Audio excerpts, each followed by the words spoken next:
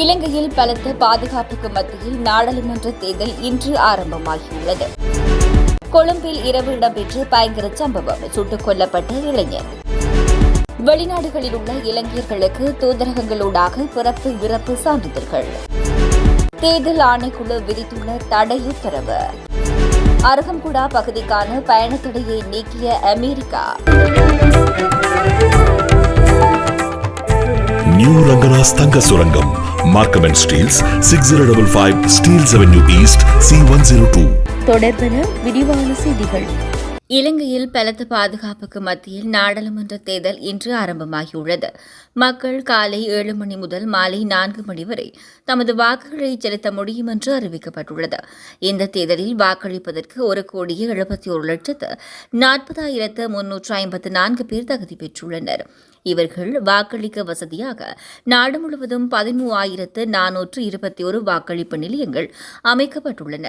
வாக்களிக்க செல்லும் போது வாக்காளர் அட்டையை கொண்டு செல்ல வேண்டும். வாக்காளர் அட்டை கிடைக்காதவர்கள் இன்றைய தினமும் தமது உபதபால் நிலையத்தில் வாக்காளர் அட்டைகளை பெற முடியும். வாக்களிப்பதற்கு வாக்காளர் அட்டை அவசியமில்லை. எனினும் வாக்காளர் அட்டையை கொண்டு செல்வது வாக்களிப்பதற்கு இலகுவாக அமையும்.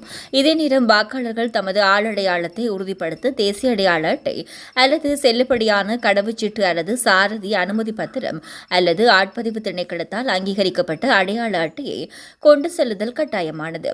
தேர்தலுக்காக போலீசார், முப்படையினர், விசேட அதிரடி படையினர் என 90,000க்கும் மேற்பட்டவர்கள் பாதுகாப்பு பணியில் ஈடுபடுத்தப்பட்டுள்ளனர். 225 உறுப்பினர்களை கொண்ட நாடாளுமன்றத்துக்கு 196 உறுப்பினர்கள் தேர்தல் மூலம் நேரடியாக தெரிவு செய்யப்படுவர். இதற்காக இன்றைய தேர்தலில் அரசியல் கட்சிகளின் சார்பில் 5,464 வேட்பாளர்களும், சுயேட்சை குழுக்களின் சார்பில் 3,357 வேட்பாளர்களும் போட்டியிடுகின்றனர்.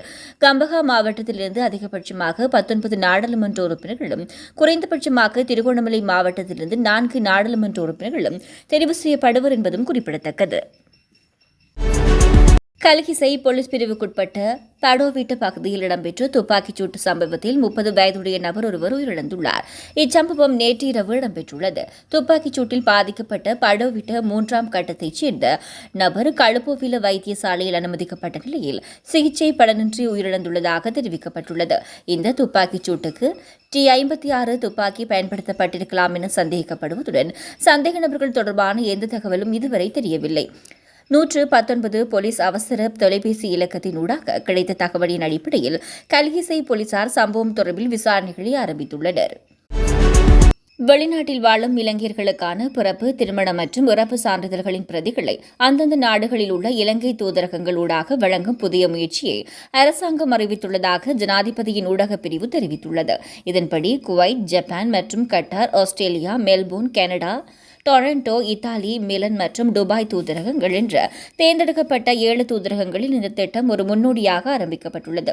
இதற்காக இலங்கையில் பதிப்பாளர் நாயகம் திணைக்களம் மற்றும் வெளிவிகார அமைச்சினால் கூட்டாக நிர்வகிக்கப்படும் EBMT என்ற மின்னணு பிறப்பு, திருமணம் மற்றும் இறப்பு தரவுத்தள அமைப்பை மேம்படுத்துவதற்கான முயற்சிகள் நடைபெற்று வருகின்றன.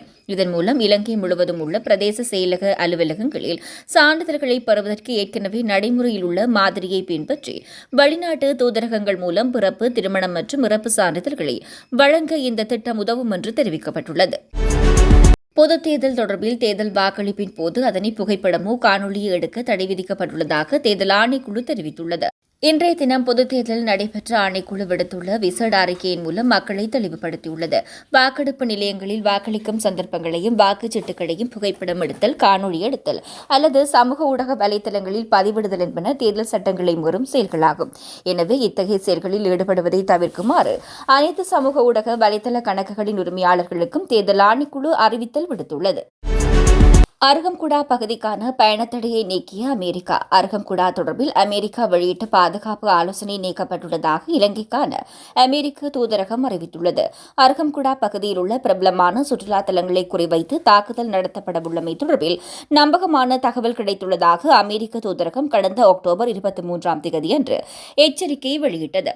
இந்த அச்சுறுத்தல் காரணமாக மறு அறிவித்தல் வரை அருகம்புடா பகுதிக்கு செல்வதை தவிர்க்குமாறு தமது பிரஜைகளுக்கு அமெரிக்க தூதரகம் அறிவித்திருந்தமை குறிப்பிடத்தக்கது. செய்திகள் யாவும் நிறைவடைகின்றன. மேலதிக செய்திகளை அறிந்து கொள்ள www.tamilaram.com எனும் இணையதளத்தை பார்வையிடுங்கள்.